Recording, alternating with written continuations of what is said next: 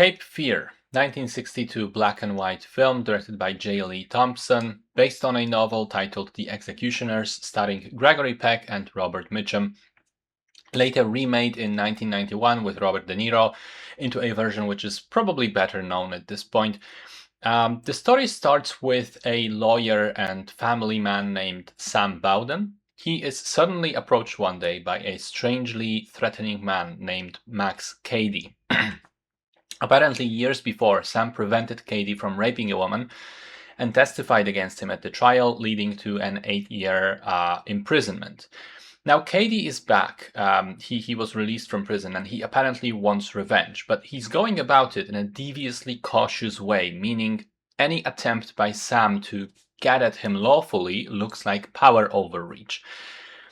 So I thought this was a pretty solid movie which manages to execute a really kind of interesting combination of two slightly different things that it does. In the first half, it is a fascinating drama with the moral conflict of how far you can go to protect your family when you know they are implicitly being threatened, but you have no actual proof or legal cause to act. Is it ethically acceptable to do some of the things that Sam does in order to secure himself from Cady? What if Cady is bluffing? That's not illegal. It's a great conundrum that I think challenges the viewer. And then about 2/3 of the way through, when it gets difficult to sustain that moral simmering, the film moves into thriller territory. It becomes a tense, nail-biting caper with both men trying to stay one move ahead from the other, and the women being in very real, palpable danger.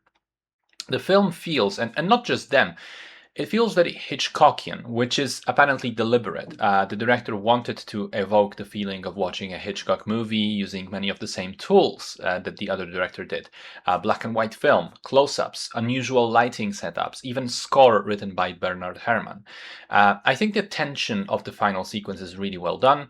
The acting, especially by Robert Mitchum, is very convincing.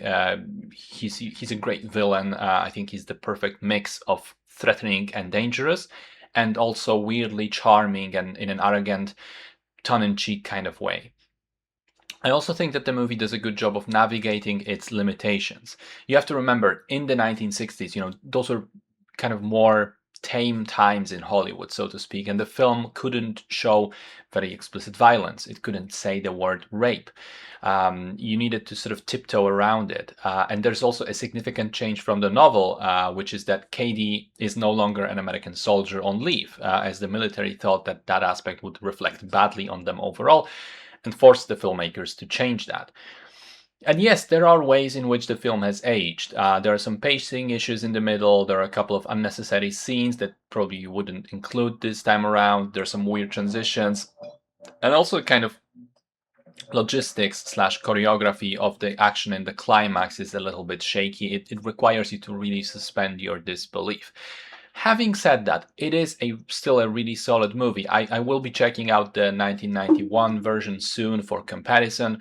And also, there's apparently a new TV show on the way being made by Apple as well. So interesting to see how all these different projects compare.